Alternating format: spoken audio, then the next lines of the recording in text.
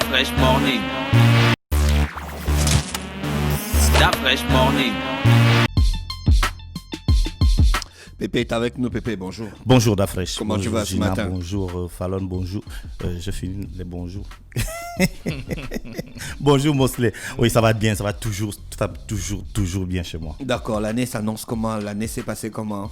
L'année, bon, déjà la dernière fois que j'étais ici, je disais déjà, il a fait un bref bilan avec tout ce que le Corona avait pu faire au sport cette année. Maintenant, cette nouvelle année qui commence, c'est une année d'espoir. Quand je parle d'espoir, je parle d'espoir de reprise des activités sportives. Parce qu'on le sait, il n'y a pas de championnat de foot, il y a championnat de rien du tout.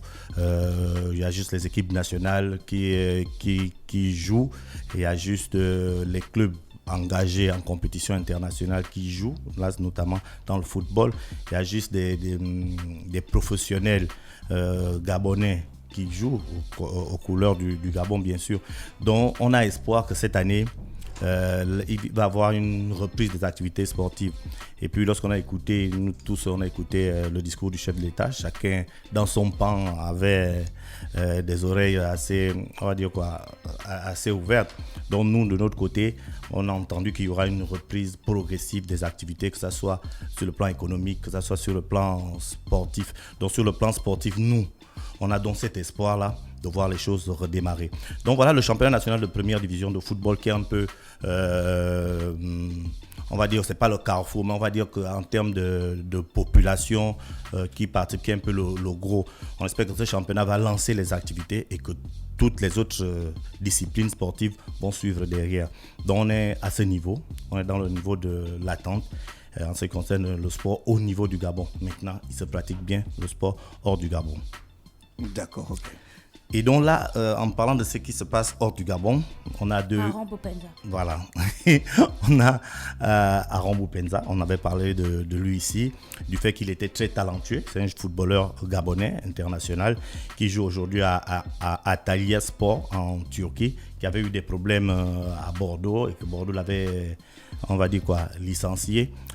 Donc il s'est retrouvé du côté de la Turquie et depuis un moment ça va bien, ça va même très bien pour lui puisqu'il est aujourd'hui meilleur buteur du championnat turc avec 9 buts devant Vincent Aboubakar. Donc voilà, son club occupe la 5e place et depuis 3 journées, il aligne doublé, quadruplé, doublé. Donc ce qui fait de lui aujourd'hui un joueur sûr. On espère maintenant que cette vague, ce bon vent, il va l'amener jusqu'en mars à l'équipe nationale où il sera probablement en attaque comme d'habitude avec Pierre-Emerick Aubameyang. Donc c'est une très bonne nouvelle donc, pour le football gabonais, qui est un joueur qui est en train de...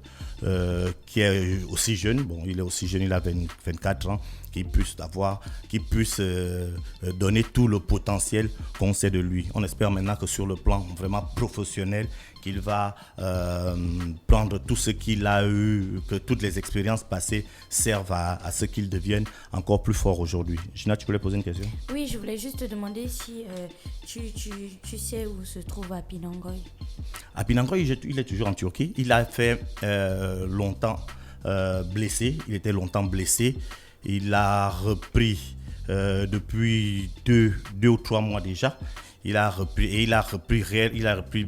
tellement bien repris que les zoologues aujourd'hui continuent à dire qu'il ne va pas terminer. Il ne va pas aller jusqu'à la fin de son contrat en Turquie parce que son club, c'est vrai ils ont joué l'Europa League, ils ont été éliminés malheureusement, mais lui il a montré vraiment que c'était un joueur d'une certaine dimension. Donc on espère que l'année prochaine on va le voir dans un club beaucoup plus huppé, peut-être en Turquie ou ailleurs en Europe, parce que Apinangoy aujourd'hui, il nous a vraiment tous ceux qui observent vraiment le football gabonais, il a agréablement surpris les Gabonais et c'est une bonne chose. Donc il a repris complètement, il a repris pleinement son, on va dire quoi, sa blessure. Il est revenu de sa blessure et tout va pour lui très bien de manière personnelle, même si son équipe n'a pas pu se qualifier pour le tour suivant.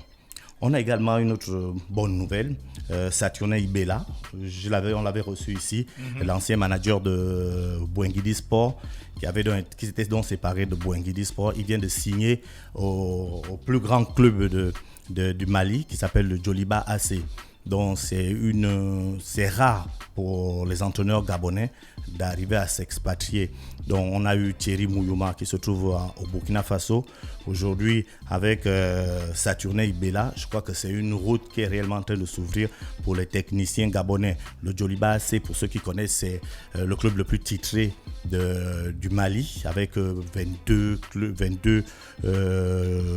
titres de champion, avec plus d'une dizaine de coupes du Mali. Donc c'est vraiment un club structuré, et avoir pris un technicien comme Saturnin Ibela, je crois que c'est quelque chose de nouveau pour nous, les Gabonais, et c'est quelque chose. Il est dans un challenge, parce que lorsque j'ai discuté avec lui, il m'a dit que eux, les responsables du club malien, eux, ils sont clairs. Le club occupe un certain standing. Les objectifs sont de rester, de se maintenir dans ce standing-là. Donc ça veut dire participer aux compétitions internationales, continentales notamment. Donc soit la Champions League, soit la Coupe de la CAF. Lui, il arrive, il disait, lui, comme son objectif, c'est également de s'appuyer sur l'académie. Le Djoliba a l'académie, a un centre de formation pour les jeunes, et qui a d'abord même fourni un certain nombre de joueurs qui sont U17, qui sont champions d'Afrique U17, qui étaient ici au Gabon il y a quelques années. Et donc il veut s'appuyer sur cette génération qui est entre guillemets une génération dorée, et pour faire en sorte que le Djoliba reste toujours à ce niveau. Maintenant, est-ce que les joueurs gabonais avec qui il a partagé les clubs, est-ce qu'il va amener certains joueurs au Mali? Ça, on ne sait pas, c'est l'avenir qui nous le dira. Mais dans tous les cas, il a signé, ça fait 2 ou 3 jours, de manière définitive. Il en a pour 2 ans, c'est un contrat de 2 ans, dont en 2 ans, il aura tout approuvé. Il aura approuvé que le Gabon mérite vraiment d'être au niveau où il est. Donc, c'est un ambassadeur. Quoi encore? Voilà, bon, ça c'était en ce qui concerne on va dire le football. Maintenant, on a une grosse question en ce moment il y a un gros débat dans les réseaux sociaux en ce moment, c'est les assises qu'aurait promis de mettre en place le ministère des Sports, des assises sur le football. Beaucoup de gens se demandent aujourd'hui pourquoi le ministère des Sports pour démarrer les activités en ce qui concerne le sport, met l'accent uniquement sur le football. Donc aujourd'hui, il y a un gros débat. J'allais poser la même question. Voilà, aujourd'hui, il y a le gros débat autour, parce que le problème qu'il y a au football, c'est sûr que c'est le même problème qu'il y a au basketball, c'est sûr que c'est le même problème qu'il y a au handball, et ainsi de suite. Pourquoi ne pas directement faire les assises du sport au Gabon? Voilà, c'est les états généraux. C'est la grosse question. Encore qu'aujourd'hui, on se rend compte que chaque ministre qui arrive organise souvent ces assises-là, et ils ont trouvé leur frappe. Toujours dans le foot, hein. Et à la fin, on n'a pas réellement les conclusions ou les résultats de ces assises. Parce que si on organise des états généraux, c'est pour qu'à la fin, il y ait des recommandations, et que ces recommandations soient, on va dire quoi, exécutées, qu'on sache que dernièrement, voilà ce qu'on a pris comme décision, et on voit réellement cette décision-là dans les activités, mais on n'a pas l'impression de le voir, et souvent c'est même pas officiel, ou bien c'est peut-être que sur le plan technique, dans les bureaux, ils arrivent à se faire passer le mot, mais pour le Gabonais lambda, pour sportif, pour l'observateur même du sport, on ne voit pas réellement les avantages d'organiser des assises ou des rencontres tous les 3 ou 4 ans, puisqu'à la fin, le sport gabonais est pratiquement au même niveau. Le football gabonais est pratiquement au même niveau. Tout ce qui tourne autour, c'est le même niveau. Donc on veut réellement que s'il y a des assises, qu'au sortir de ces assises-là, de la même manière qu'il y a la conférence de presse pour présenter ce qui va se passer, qu'il y ait une autre conférence de presse ou une rencontre avec le monde sportif pour dire voilà ce qu'on a dessiné, voilà ce qui va se faire, et qu'on suive réellement, et qu'on voit réellement que ce qui a été promis se fasse. Mais si on fait seulement des assises pour faire des assises, des rencontres pour des rencontres, moi je je resterais un peu perplexe et me demanderais vraiment quel est le bien fondé de ces rencontres. Dans tous les cas, les sportifs n'y gagnent pas grand-chose. Les décisions qui se prennent ne sont pas exécutées. On attend réellement de ce genre de rencontres vraiment autre chose. Donc nous, on va rentrer dans cette nouvelle année avec ça. On est toujours dans cette note d'espoir. Espoir que les activités vont reprendre. Espoir que ces assises qui ont été promis, ces rencontres qu'on attend, que ces rencontres aient vraiment qu'ils sortent de là vraiment quelque chose de sérieux pour que le sport gabonais, pas seulement le football, même si le football c'est le sport roi, c'est le sport qui a beaucoup plus de licenciés, c'est le sport qui traîne beaucoup plus d'engouement, mais que le sport en général avance et que le Gabon gagne. Voilà.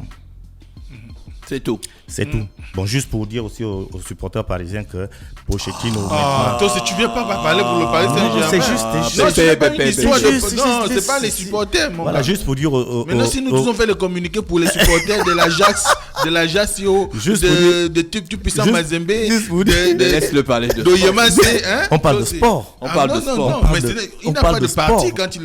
Non, je ne parle pas de parti. Ok, c'est juste pour dire... Ils ont changé le coach. Voilà. Ils ont viré le coach. Pourquoi? Tuchel. Mais ils vont payer ils ont viré le coach parce que le mais coach pourtant, il avait déjà de bons résultats. Oui, mais dans un club comme Paris Saint-Germain, il n'y a pas que le résultat. Il y a la manière de jouer. Si tu fais perdre au club l'identité même de jeu, qu'on voit que les résultats, même si les résultats suivent, mais que derrière, il n'y a plus cette identité de jeu. On ne sent plus que le Paris Saint-Germain, qui a l'habitude de gagner les matchs en possédant le ballon, en faisant vraiment tourner le ballon, le Paris Saint-Germain ne joue plus que par rapport au niveau de Neymar. Lorsque Neymar est en forme, Paris Saint-Germain gagne. Lorsque Neymar n'est pas en forme, Paris Saint-Germain ne gagne pas.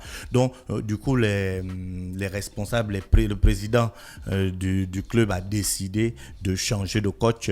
Et comme son contrat n'était pas encore arrivé à terme, il reste encore 7 mois, il va recevoir, je crois, entre 5 et 6 millions d'euros pour dommages. Et je crois que c'est un bon pactole pour lui. Maintenant, le nouveau coach, il aura donc cette lourde responsabilité-là, non seulement de faire retrouver à Paris Saint-Germain son identité de jeu, mais également pouvoir qualifier, parce qu'il ne faut pas oublier que dans un mois à peu près, Paris Saint-Germain va affronter Barcelone dans le cadre des 8e de finale de la Champions League de l'UEFA.